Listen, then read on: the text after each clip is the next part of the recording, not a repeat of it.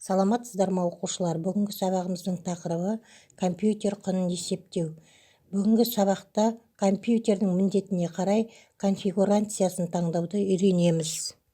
Мысалы, бір видео файлы орта есеппен 0,5 немесе 1 гигабайт шамасында болады. 500 гигабайт диск алсаң, онда саған 300-400 шамасында видео файл сақтауға жетеді. Көп жағдайда 320 гигабайттың өзі де жеткілікті болады. Компьютерлерді таңдамас бұрын оны қандай мақсатта қолданатыныңды анықтап алу керек. Мысалы, компьютерлерді офистік жұмыстарға, ойын ойнауға, интернет музыка тыңдап, видео көру мақсатында таңдау мүмкін. Таңдау кезінде оның сапасы, бағасы, қажеттілігі ескеріледі. Сонымен, компьютер бізге не үшін қажет екенін анықтап алдық. Бұл компьютерге қойылатын нақты талаптар бізге қажет мүмкіндіктерін анықтау үшін керек болады. Компьютер құрылғыларының бағасын онлайн есептеу. Компьютерлік техниканың мүмкіндіктерін біле бермейтін адам үшін компьютер таңдағанда төмендегі сипаттамаларды білу тиіс. Бірінші, процессордың түрі және тактілік жиілігі. Өлшем бірлігі гигагерц. Тактілік жиілігі көп болған сайын компьютердің амалды орындау жылдамдығы артады. Ядролар санын да қарау керек. Екінші, жедел жад өлшемі. Өлшем бірлігі гигабайт. Қазіргі уақытта 2 гигабайттан төмен алмау керек. 4 гигабайт және одан да жоғары болса тіпті жақсы. 32 биттік операциялық жүйелер 4 гигабайттан артық өлшемді қолданмайтыны есінде болсын. Егер 8 гигабайт жедел жад сатып алып, оны 32 биттік операциялық жүйелер қондырсақ та, бәрібір жұмыс жылдамдығы өзгермейді.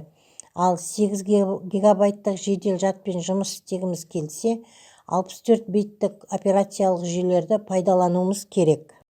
Үшінші, видеокарта. Егер графикамен жұмыс істеуге немесе ойын ойнауға ыңғайлы компьютер іздесең, онда оның видеокартасы бекітілмеген алмалы-салмалы болуы керек.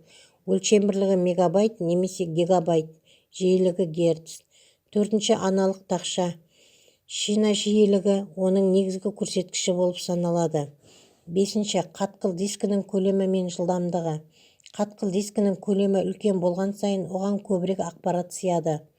Өлшем бірлігі гигабайт немесе терабайт. 1 терабайтта 1024 гигабайт бар. Көп ақпарат сақтау үшін көлемі де көбірек болуы керек.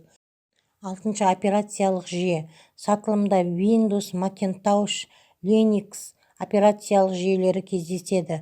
Жалпы операциялық жүйе орнатылмаған таза компьютер сатып алып, кейін орнатып алуға болады.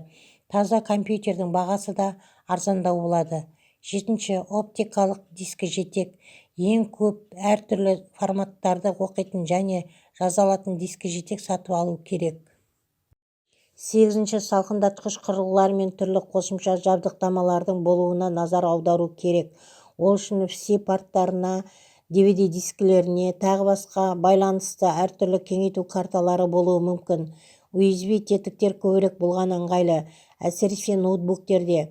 Карда ридер болғаны жақсы. Әртүрлі флешкаларды оңай ашады. Әсіресе фотоаппараттар мен немесе ұялы телефонмен жұмыс жасайтын адамдар үшін бұл өте маңызды. Егер де теледидарыңызда HDMI тетігі болса, онда компьютердегі арнайы тетік пен видеоны теледидарға қосып көруге болады. Тоғызыншы, монитордың сапалылығын таңдаған жөн. Монитор диаметрі мүмкіндігінше орташадан үлкенін таңдасақ, жұмыс жасауға ыңғайлы болады. Кейбір мониторда сәулелік әсері болады, сондықтан стандарттарына қарап, арнайы белгілерін айыра білу керек. Енді оқушылар тапсырма орындайық. Quizzes.com сайтында құрылған ссылкаға кіріп, тест тапсырмасын орындайық. Екінші тапсырма Learnix Upsort сайтында құрылған компоненттерді таңдау тапсырмасы берілген. Сілтеме арқылы өтіп, тапсырманы орындаймыз. Үшінші тапсырмада конфигуратор сайтына кіріп, бірінші компьютердің мақсатына байланысты онлайн конструкторда керекті компоненттерді таңдаймыз. Екінші, дербес компьютер компоненттерін есептеу үшін кестелік үлгісін жасаймыз. Үшінші, кестеде ресми интернет дүкендерден нақты деректерді таңдап аламыз. Төртінші, таңдалған компоненттер туралы ақпаратты кестеге енгіземіз. Бесінші, компьютердің жалпы құнын есептеу үшін формулаларды қолданамыз. Төртінші тапсырмада Quizzes.com сайтына кіріп, ссылка арқылы тест тапсырмасын орындаймыз. Қорытынды бөлімде, яғни интернет-дүкен сайтына кіріп, ойын компьютердің құнын есептеу тапсырмасын орындаймыз. Тыңдағандарыңызға рахмет, сау болыңыздар.